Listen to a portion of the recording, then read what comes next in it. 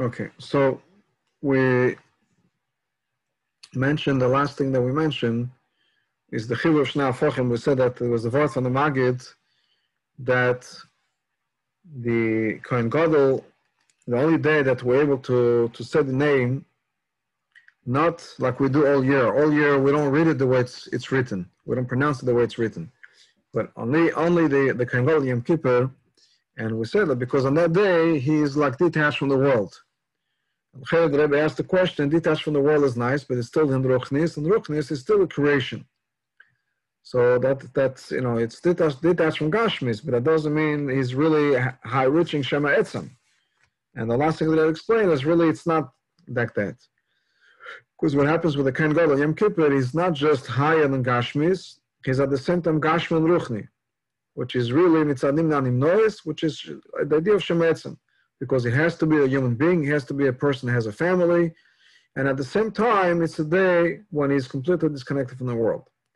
And Yom Kippur, at the time, the Zman is the same idea. Yom Kippur is part of the regular calendar, part of 365 days of the year, and yet it's a day that is the Ein Bo Achila V'Shti. It's not a day like every day, and something in terms of the place, the Beis HaMikdash, the Kodesh HaKadoshim, it's a place when you have Mokem, and Mokem Aran Enim Namida. So this idea is that we have both opposite at the same time, and it's not just Ruchni or Gashmi, one is better than the other.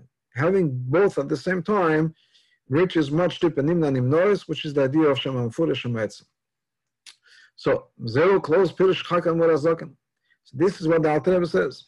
Apostle B'chol Kareinu Elav. We mentioned this idea. There was a pshat from the Kabbalah, from the Pardes, and then we have the pshat from the Baal Shem Tov and the Alter Rebbe. That the point is that when we daven, we're davening to the Eivish, we're davening to him. And the point is mentioned as Farim is Elov Lola Midaisav. To him and not to his midas. And the point that we're trying to say is that the midas, the spheres is one thing. And then there's higher than that, Etzem. So you can do it, there's Rabbeinu Admar Azak and Bezeh. We know the Alter Rebbe is teaching. It's brought down in Yom Yom. The Pardes explains. So when we talk about Elov, that we're turning to him, what does that mean? We talk about the Eiles, which are in the Kelim of Esas Firis Datzilis. So Elov and Leila Midaisav, the Midaisav would be the Esas Firis. And Elov and Leila Midaisav mean not the Kelim of the Spheres. The Chayis, the Lokus that is in this Kelim. Baal Shem Tov Mefaresh, and the Baal Shem Tov goes deeper. So she'elav hayno lokus sheba hakelim nesasfiris datzilis. It's not just that we have the lokus that comes into the keli. We're talking about over here a lokus sheba hakelim, the lokus of the kelim, which means kanal. We're not talking about the light that comes into the sphere. We're talking about the light that brings about and creates the sphere. The example that we gave, that was 2 weeks ago, when we first spoke about it, is the guf and the shama. So the Eibishter created the guf, and the guf has its own chayis, it exists as it is, and in the guf, the Eibishter blew in the shama, which implies that the neshama is at the service of the guf is first, not just in time, as I mean madrega also, and we bring the neshama to invite the guf. So the neshama is only really there at the service of the body. So the body means is deeper. The lokus, therefore, in the body is deeper. Not only is the lokus in the body deeper, because the body is gashmi, therefore you need a higher, stronger degree of lokus to be mechayi gashmi. As opposed to something which is ruchni, it's automatically connected to lokus. So you don't need that much effort.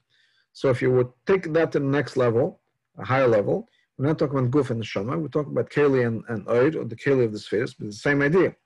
The sphere that we talk about, the keli that we talk about, the sphere, is like the guf to the oid that we're talking about. So the Pardes says, means we're not davening to the sphere, we're davening to the lokus, which is in the sphere, in the keli. And the Baal Shem Tov says, no, it's deeper than that. We're davening to the lokus, which is the lokus that is machaya the keli, which is a much deeper degree of a lokus. Takes more effort, if so to speak, there's more etzem in that. Pirish HaPoshet Hu, And the simple explanation, Elov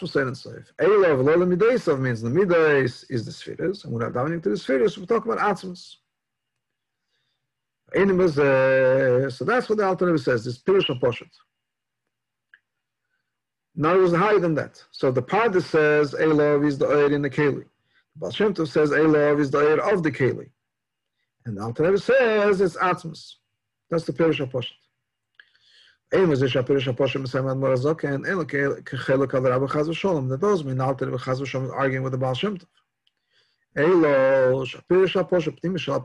means, Pirush HaPoshet, it means the atzmus of all those Pirushim, the pnimis of all those Pirushim.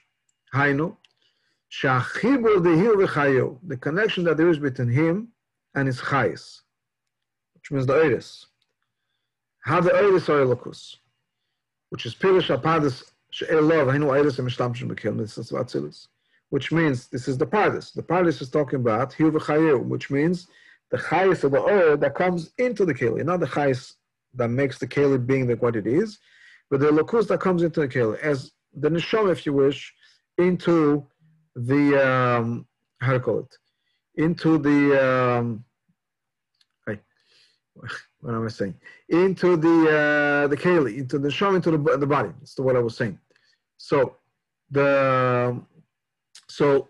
that's what the Pardes says, which is one degree of Elokus. And so that's Ir v'chayu. Then you have the Pirush of, which is the Pirush of Pardes. And that's was talking about the Eira comes into Esas Filis Datzilis. Then you have the Chibur Dir v'Garmoyu, which is the Chibur of Hiyum the Eibishter, and the Keli, which is Pirush of Baal Shem Tov. Elov means the Elokus that is in the Keli of the 10 Sfiras Datzilis. Now, how do you get those two connected? In other words, we spoke about the Elokus. I'm going to go back to Guf and Neshama. We spoke about the Neshama, and we spoke about the Guf. And so the Guf has its own Chayis, and the Chayis, which is in the Guf, is really a deeper degree of Elokus. It takes more skills, power, talent, power to have a body alive than to have Elokus alive. But how do we connect the Guf and the Neshama? How could you make that the Neshama, which is Ruchni, which is a Lakus that is in the form of Ruchni, and the Lakus, which is in the form of Gashmi, connect? That, going back to what we said before, we spoke about the Kohen Gadol, that is such a high degree in the Lakus, we're talking about something that is able to connect things that are impossible to connect normally. That is what the Alter Rebbe says, the Pirush HaPoshet, that we're talking about Atzmos Ein Soif, that's what we're talking about. Amitas Inyan the Elov. That is the real Elov to him. It's not just the Elokus in the Keli, it's not just the Elokus of the Keli, it's the Elokus that is able to connect Gashmi and Ruchni, Oyer and Keli. That is what we're talking about. The Elov to him and not to his midas, not to the Oyer in the Keli or the Oyer of the Keli. The Oyer that is able to connect those two things. Then the Alter Rebbe continues in his teachings. When we're talking about Elov, which is Atzmos Ein Soif. That is something that somehow is obvious to every Jew. Every Jew, we talk about the Eibishter, doesn't refer to Chacham Batzilus, doesn't refer to Ak, talks about Atzmos. Talk about a person that hasn't learned Kabbalah, Chassidus. He talks about Hashem, he means Atzmos. Doesn't mean a particular Madrega. That person may have no knowledge of this Madrega. We talk about Hashem, we talk about God, we mean the essence of Hashem. That is something that is believable in the sense that it's not a matter of how much you know, what you know, who you are, from you are. Any person, child, man, women, no matter who we are, when we talk about Hashem, we have this emunah pshuta, we talk about Atzmos Ein Soif. God, Elokim Krevim Elov, Kava Elokim B'chol Kareinu Elov, based upon Elov. That's what this idea of the pasuk that says, what nation, who is as great of a nation that has an Eibishter was so close to him. The way Havaya is close, B'chol Kareinu, when we call to him. It says based upon Elov, twice Elov. Hainu, Atzmos Ein Soif, Atzmos Ein Neshama. Talk about how the meeting of the essence of Hashem and the meaning of the essence within the essence of the neshama. Because every Jew feels be'etzem that connection to Atzmus Ein Sof. Which is also the idea that Shem Shamayim is in the mouth of everybody. Women, children, people didn't necessarily learn, Ein Beis. When they talk about Hashem, they mean the essence of Hashem. So anybody with no limits has a connection to the essence of Hashem. To learn about Chveis, Ein Beis, and the Samach Vav, and all the Madregas, that you have to have some sort of an education and understanding of all those things, and that's not for everybody, and not everybody gets there. But we're talking about the essence of Hashem everybody knows. That's because it has no limit. That's the true essence. Because I move on, so I'm going back to this idea of names, because after all, this is what we're talking about. When we mention one of the names, those 7 names are not being erased. That includes the name Tzvois. Which is connected to this idea of Nitzochen, of the victory of the war. So we're talking about him, not the spheres. Atzmus Ein Sof. That is that Madrega, which is Nimna Nimnois, it's able to transcend any impossibilities, transcends all transcendence, so to speak, and that's the Etzem. That's what we said by the name, I am called. The I. My essence, yes, it has to go through the channel of a name, but in there is my essence. Philippi continues to explain. The continuation of the Perek. In this idea of Netzach, which is connected to the name of Hashem, which is Tzvois. This idea of Nitzochen is something which is deeply rooted in the essence of the Neshama. Which is, we mentioned that a few places in the Maamar, that essentially this idea of Nitzochen, victory, is something that is really a very profound part of the person. Sometimes we do, for us little people, crazy things just to be victorious. And if you're talking about the Melech, so he's going to go full-fledged out in order to bring about that victory. So this idea of Nitzochen is by somebody who essentially lives at the level of Etzem HaNefesh. Etzem HaNefesh is Begilui. He's completely in accordance, in synchrony, in harmony with his essence of his Neshama. This is who he is in a revealed way. We all are like that. Sometimes we don't necessarily associate like that. In Tanya, the author brings the example of Hillel HaZaken. So when he's going to do physical action, he was going to eat something, take a shower. So I'm going to do a favor to Na'aluva, to the person that being dejected, because he was not associating himself with his body. We associate ourselves with the body. When the body is hungry or tired, we say, I'm hungry, I'm tired, I'm not in a good mood. It's not the I. We associate ourselves with that. We shouldn't. But a tzaddik, like Hillel, did not associate himself with his body. He associated himself with his neshama. So Etzem HaNefesh was Begilu. That's what the explanation when it says later on in the Perek.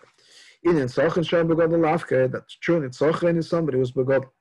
Somebody is a truly great person. If a person is low. If somebody opposes him, that person will not win. Maybe you'll get angry a bit, but you're not going to have a victory. I know. Because if somebody is a small person, there's certain things he will care about. There's certain things he doesn't care. He doesn't have this thing that he has to win constantly. Depends. It's not about him, it's about the thing. So certain things for him are worth fighting, certain things are not worth fighting, because he himself as a person, he doesn't necessarily deserve or think he deserves to have his opinion heard every time we're victorious. Maybe heard, but not victorious. So it's about the thing. Maybe it's the money, maybe it's the COVID, maybe it's whatever it is, a certain thing that he wants. And therefore, for certain things that are important to him, he'll put his foot down. But he himself does not need to put his foot down about himself, because he feels low about himself. Even things on which he's going to insist. Could be just chutzpah. But the depth of his idea of netzach, I have to win. It has to be my way. Is not something that he has. It's a good midah, unless there's certain things on you represent the Eibishter, then you have to fight al-kal k'b'chamura. But if it's about us, then maybe you won't necessarily have to win every time. But if a person is completely, like he says, gilu ve'etzem nefesh, then everything's nagel. Then he continues to explain over there the Friedrich explains. And someone who's a gadol, a truly great person, then he has midas anitzochin. The greater the person, the greater the midas anitzochin. It's important to him that his will gets carried out. Therefore, when we talk about the king, who is by essence greater than everybody else, it says about Shaul HaMelech that he was head and shoulder above everybody else. We know the explanation. The shoulder of the king, which is in a way the back, which is lower than the head. Yet, that itself was higher than the whole entire nation. Even from the head and the brain of the people. Because he was on a completely different plan that they were. By him, by the king, who is, like we said, head and shoulder above everybody else, the midas and tzochin is even greater than anyone else. Because it is important to the king that his will gets carried out. And if it doesn't get carried out, it's what we call merila b'malchus, which doesn't have to be a serious thing, right? We often bring the example in Chassidus from the Gemara that somebody is standing in front of the king and is motioning to his friend. Maybe nothing terrible, but if you're not focused on the king at this point, you're doing something else, then the king's will is not being carried out, not everywhere, and therefore that person would not deserve to stay alive. So it's not about the act. The act would be a very small and unimportant act. The person would have done that outside the palace. There would have been absolutely no issue whatsoever. But here it clashes with the nitzochin of the king, the fact that the king has to have his way. And it's important for the kingdom that the king has his way. So we continue to explain. What's the idea of nitzochin? Nitzochin is to reveal his will, his desire, and to carry out his victory. So and that's why sometimes you may have to go to war to bring out that victory. By the war, you have two things. One is to gather booty, treasures, money. So you gain a base in a milchama. And the second idea of a milchama is not necessarily to win financially or otherwise a land or things like that. That the king is victorious, is able to extend his territory. Not again in terms of a land grab or money grab. His rotzen, he's carried out over a greater area, a greater amount of people. Really, that is what the war is all about. It's not just the money.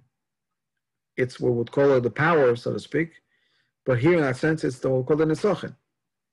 We've got to read and impose our will over the enemy. We've got to rid of the enemy. Confusion, the way the Mitzvah explains.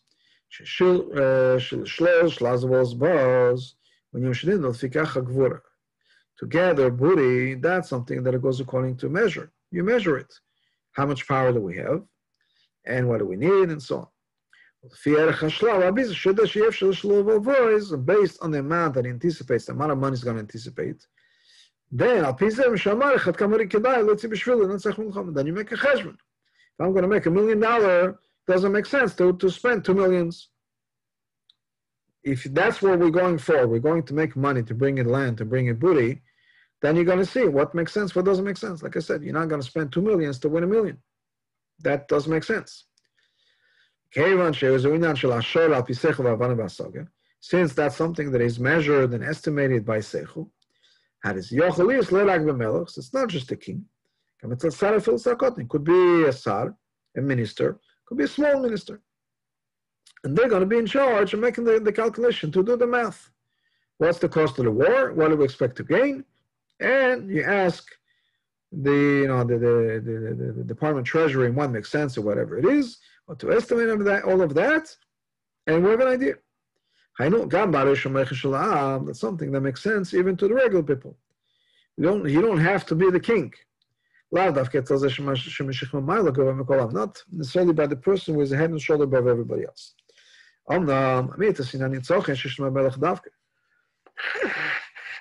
However, the true nitzachon, which is dafka by the king, when you're not based on milchama, that is the second idea in the milchama.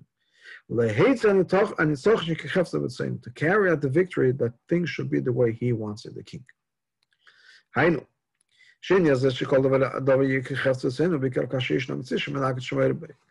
that is specifically when you have an opponent, you have an enemy. Then you're going to go and fight, and you're going to win, and you're able to have that satisfaction, accomplishment of having won a victory over an enemy. Hainu says, so you have an enemy. Then you overcome that enemy, and you bring out a victory. Since ultimately the whole of victory is not a mathematical or economical question, it's about bringing out your rotzen. It doesn't not going to stop at a cheshbon. I said before, if a king is going for money and he estimates, I'm going to make $1 million, he's not going to spend $2 million to make $1 million, if that's about the money. But if it's about winning the victory, and it's about crashing the rebellion, if so to speak, not about money necessarily, it's about crushing the rebellion. They don't want to listen to me, they have to listen to me. Then you're not making the cheshbon, is it 1 million, 2 million? No, it's irrelevant. That's why there is money over there. And we're going to spend that money if we have to, in order to bring out the chefetz and the rotzen and the nitzachon of the king. And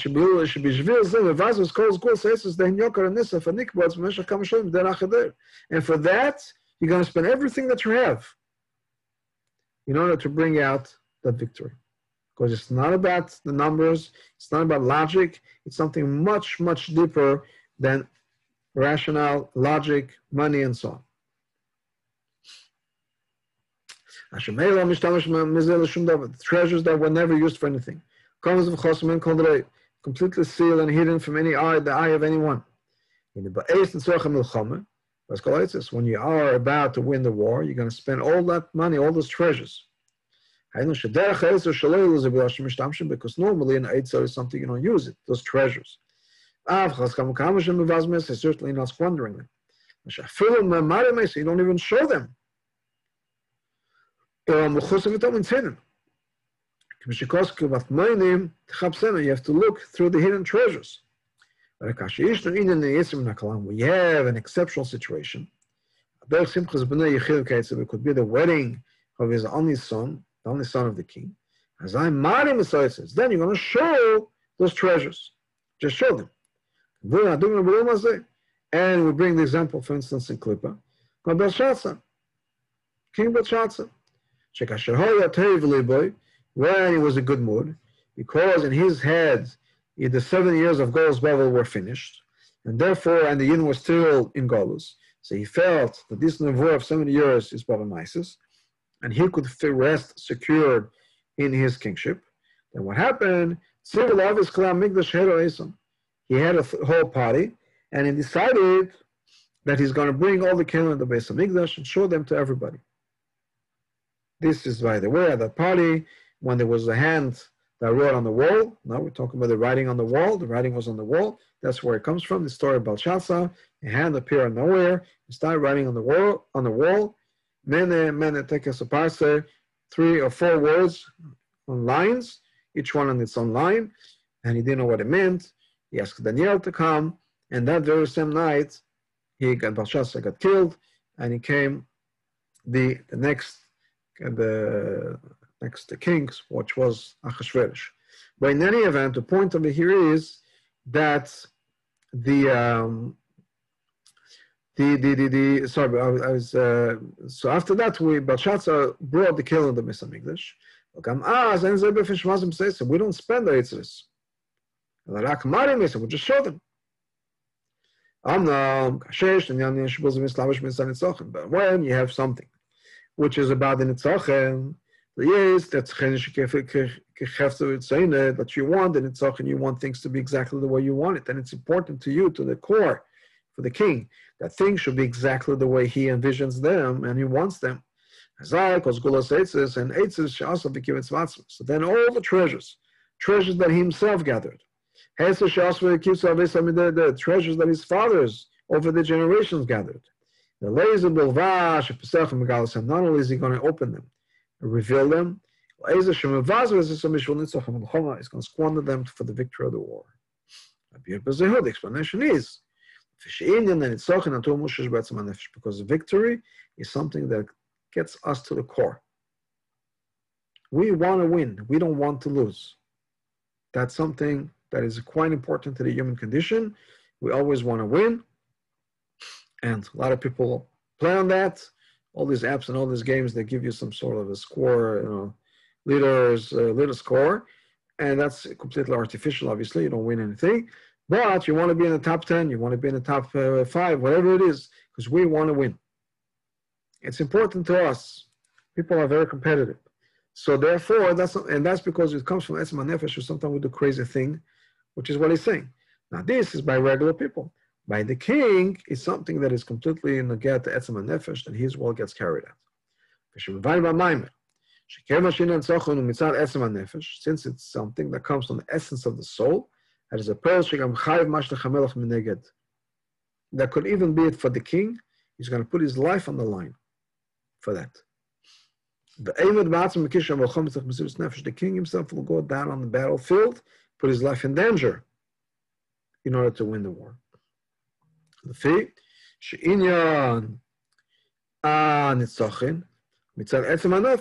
Because the victory is something that comes and reaches and touches the core of the soul. Much deeper than the life that we have in a regular day that comes revealed. There's the something we spoke about victory, about people, by the king. Something is by the Eibishter. You have the idea of Shem Tzavois when I fight with the Rishonim. My name is Tzvois. Milosh and Tzova comes to the idea of an army. And therefore, the Yidden have to work like an army, which is close in Yan. That's why we are called Tzivas Hashem, the army of Hashem. What's the idea? Because the Tzemach Tzedek explained. After Moshe,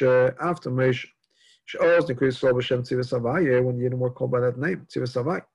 Bisman Yeshua, by the time Yeshua, what does it say? I am the general, or the officer in the army of Hashem. I came now.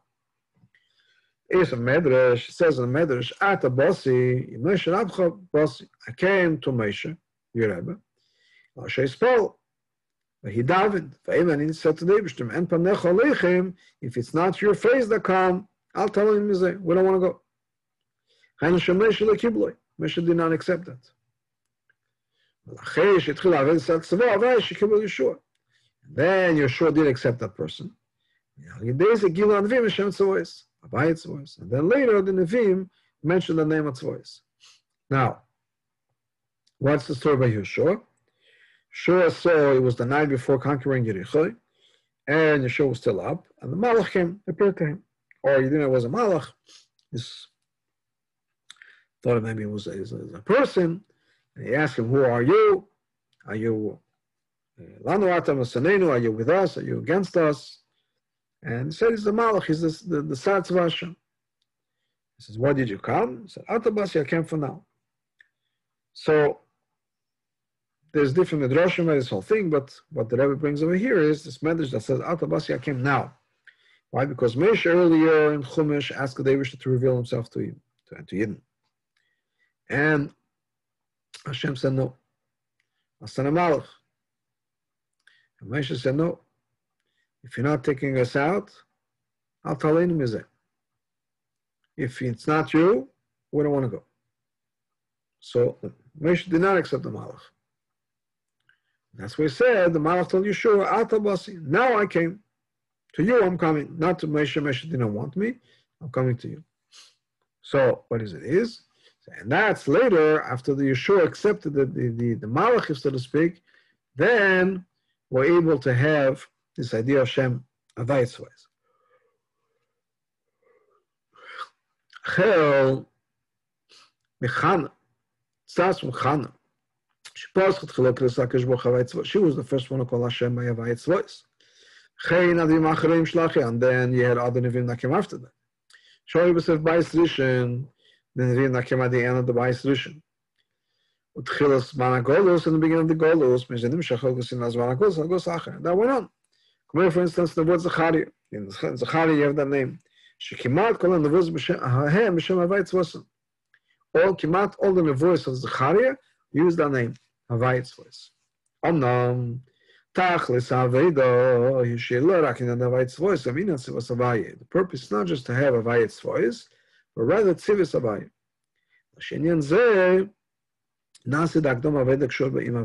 But in order to get to Tzivus Havayis, you have to first start with a Havayis voice. And that's what we're going to explain now. What is the idea of a Havayis voice? Tzivus Havayis Lashon Sumuch. Tzivus Havayis means they're juxtaposed, they're close to each other. Tzavor is secondary and follows Shem Havayis. Hainu, there's no existence on its own, just Havayis. Havayis is the primary name, revelation. Since Havayis is completely bottled to Havayis, Sova Lavaye is the Sova to the Havaye. Lamatim is Anyan Havayis voice. And Lord, and that you have Havayis voice. Hashem Zamira Mamatzav Daniel Lechem Yeshua. That's a name, which is the name what Hashem told Moshe. I'm doing that with that name. I'm the one fighting against the Rishon. That is, what does that mean? There's a Menagid. There's an enemy. Because he's fighting with the Rishon. So you have a Rishon, you have an enemy. And you have to fight and combat that enemy. So that means there's a Metzius of Klippa. So we're talking about Lord Madriga that allows for the existence of Klippa. What's the difference between those two things? Is there fighting with an enemy, without an enemy? It's Tzivus Havayis, Havayis voice. So in Havayis voice, ultimately, what's Havayis voice? Havayis voice is the revelation of Elokus in the worlds of Bria. At the level of Bria, you have over there limitations and boundaries. Something by people. You have boundaries of Kedusha, which is the boundaries that Seichel imposes on our Avedas Hashem. Because of that, because it's an Aveda with boundaries, you can't come to the true Bittul, because you're limited. Because even if you're the higher end of that spectrum of that victory, but you're working hard and so on, then you still have Yesh Mishoyev, the person that loves Hashem. Hainu, you may still be in the bit of the level of Bria, but you're mixed in Metzias. At least the Metzias the of Bria, of the world of Bria. Being that there is such a thing as Metzias at that level, that's the beginning of Azulas, of somebody else. Automatically, that is the beginning of the possibility of having opposition. That is Elam Abriya. Now, to give an example brought in Chassidus to the difference between Atzilus and Bia. One of the examples brought down is the idea of a person who wants to build a house. In the world of Atzilus, in the first Madriga, when the person wants to build a house, the house that a person could imagine is completely his house. It has to have no connection whatsoever to Gashmis. It doesn't have to be practical in any way, shape, or form. The person could imagine his house going to be a ball floating up in the air, or an upside down pyramid floating in the air, and it's going to cost him 200,000 million, I don't know, whatever the amount is, and crazy things. Well, who cares? That is his house. That's what he imagines. Doesn't have to be reality. But if you really want to have a house, then you have to start making plans that's somewhat realistic. That's for the level of Bria. Bria is when you have a world already. That's why we talk about Bereshis. Bereshis bara Elokim. Creation of the world comes from the world of Bria. So we jump over here, and there's a huge gap, which call it the Parsa, the curtain that separates Atzilus to Bria. Bria and Etzir and Asiya is already, in a way, it's all the same, just different degrees of intensity. But there's a huge gap between Atzilus and Bria, because the level of Atzilus is my dream, my house the way I want it. I don't have the money. I will never get permits. It's completely impossible to build something like that, a house, a ball floating in the air. But that's my dream. And it doesn't have to make sense. That's in my head. For the moment I'm moving on to actually building that home, because that's after all the purpose, I have to take a lot of things into consideration. So Bria, we're going to go light. What are the things I have to take into consideration? Very few things. Budget, and they said the laws of physics. Maybe some permitting at some point. What does that mean? A floating house, a ball floating on upside down pyramid floating up in the air. Right now, as of today, we don't have the technology for that. So it's an impossibility.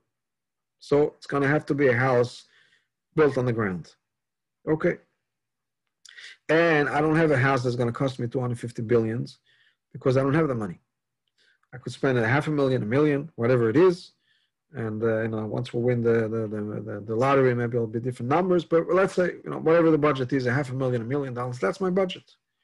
And I have a family of X amount of people, and therefore a 2-bedroom apartment doesn't make sense. So I'm not going to spend $500,000 or $1 million on a 2-bedroom, which could make it pretty fancy. I'm going to have to make it, I don't know, let's say a 10-bedroom apartment or a house, because that's what my needs are. So I have to take those things into consideration.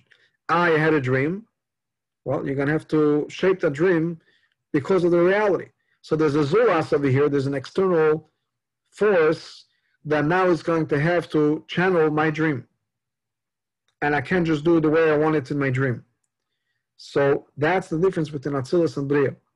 So in Bria, there's a menaged. There's an outside force that kind of compresses my dream and says, 250 billion is not exactly realistic when you only have $500,000 in the bank, and therefore you're going to have to, do something different than that. Then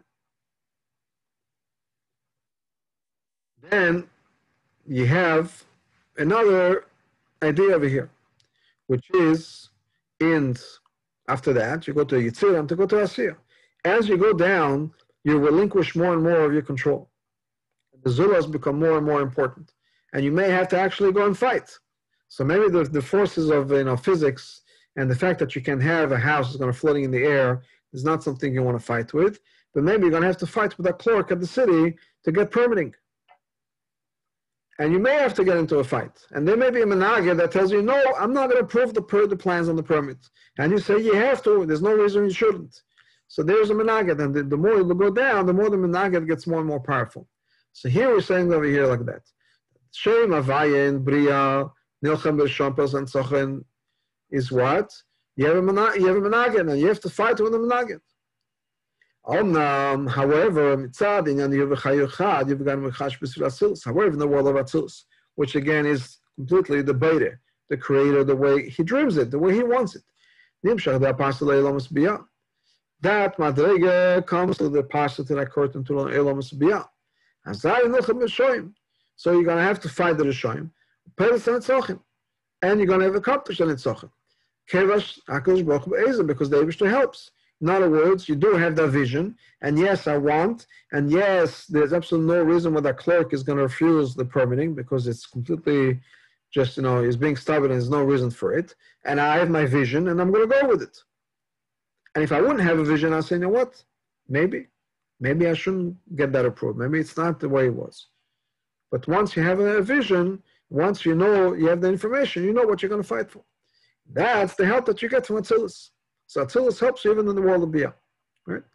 That's the idea of Avayit's voice. that Atzilus comes into Biyah to help you.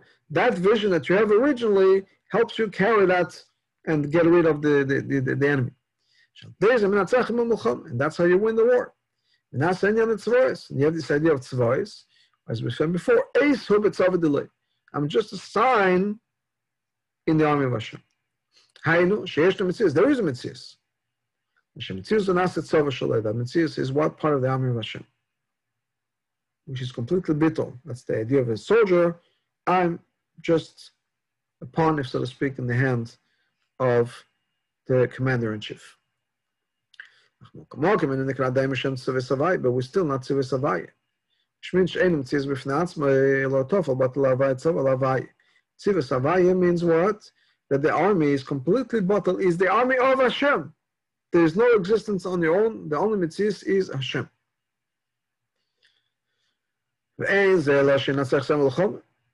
Suggests that he won the war. But the enemy is still there.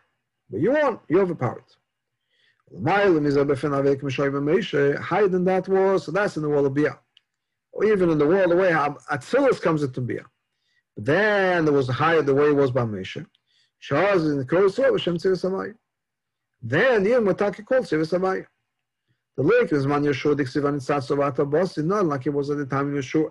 The Malach said, I came now, which is how we got about later to the name of Havayit's voice. The time of Moshe was different. The idea is as follows. It says that Moshe is like the face of Moshe is like the face of the sun. Yeshua, the face of Yeshua was like the face of the moon, which is completely different madrega. The sun is the producer of light. The moon is only mekabel, only receives the light. So it's very different plane.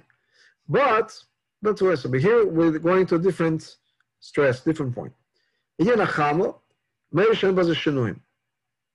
sun never changes. Not like the moon that waxes and wanes. You have it goes the first half of the month, it gets bigger, and the second half of the month it gets smaller, then it gets renewed. The sun is constantly the same thing. Hainu, and we're talking about madrega when there's no change possible.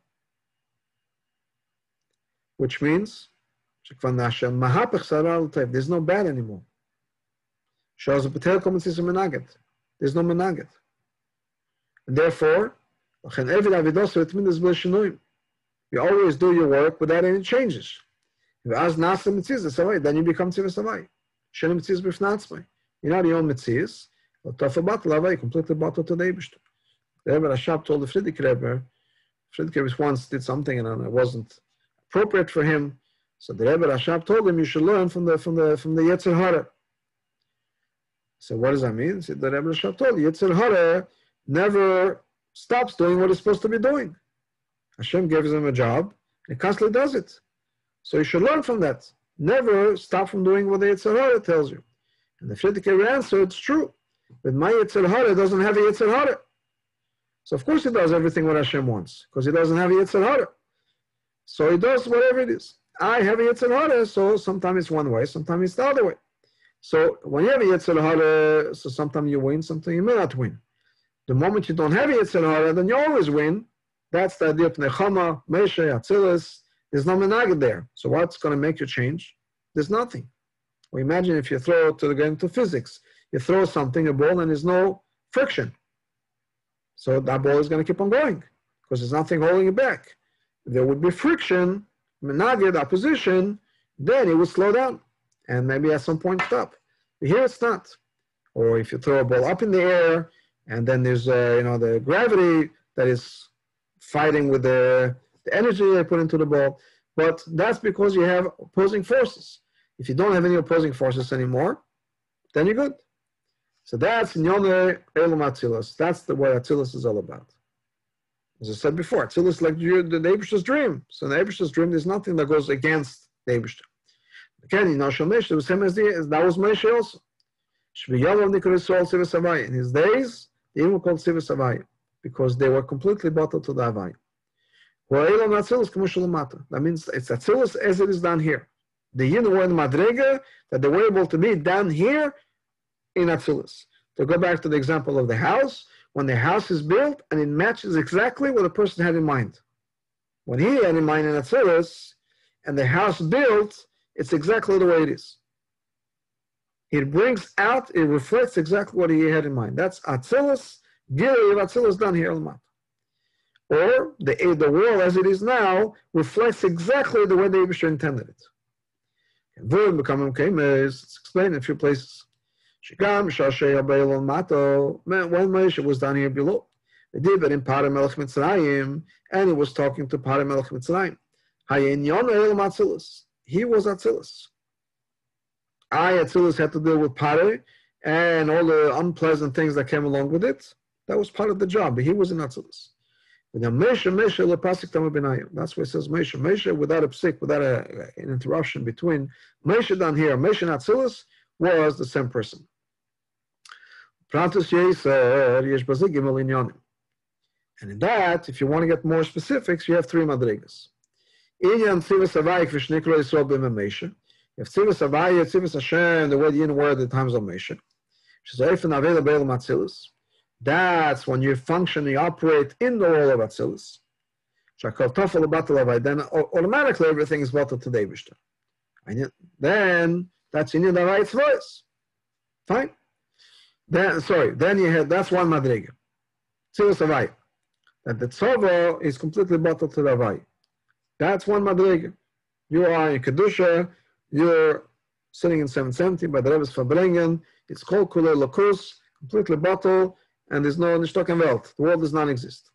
Then you have Inyan Havaya Tzava, then you have Havaya Tzava as it is in the Lomas Abiyah. Then there's opposition. And you're going to deal with it. Well, then that's how you're going to win it. That's when you're in Shlichus, you're in the field. And you have to, or you're in the office, or you're in the store, or whatever it is, and you have to make sure that this, that sandwich that you're selling, or that the what you're doing, the work that you're doing, matches Atzilus. Then in between, how do you get from Atzilus to the actual Atzilus in your work, in the office or the store? That's Shem Tzvayis. Just a sign in this army. That's what the Nevim were able to do. Even the walls of Biyah. Would have the same connection between the Kelim and the Eir and the Elokus as it is in Atzilus. That's the Nevim gave us that ability. As it's explained somewhere else. Even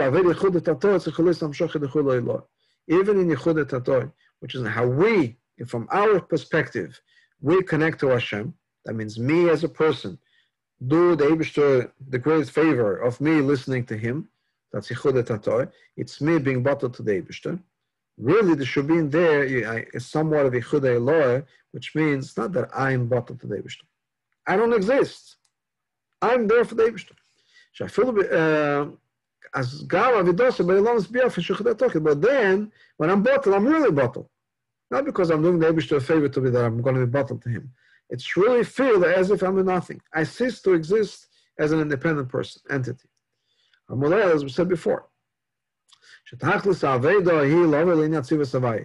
ultimate is what? To come to the point where we are Tzivus Havaya. Which means,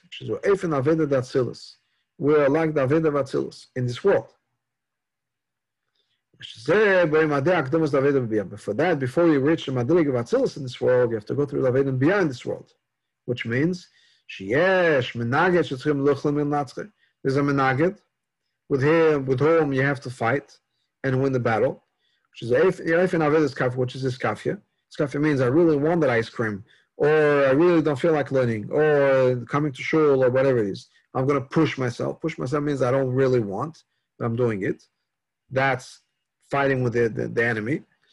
But there's an enemy. And there is that intermediary level, which is the Aveda of Atzilus, the Aveda of Biyah. Shigam Biyah, you can be Atzilus. And that, to accomplish that, even in Biyah, should be like in Atzilus. That's Isafcha. Isafcha means I completely turned around. So there's no more klippah, no more Yetzirah, no more klippah. And therefore, there's no reason why in this world here I cannot be in Atzilus. Just finish with the story that I read.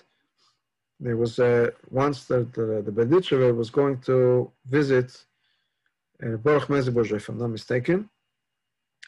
And by the Baruch, they prepared all, sorry, it was the Pinchas Koritzer. I'm sorry. I think it was the Pinchas Koritzer, if I'm not mistaken, and they prepared a whole Suda. And the Berditchever arrived early in the morning, and they were waiting to make a minyan with the Berditchever.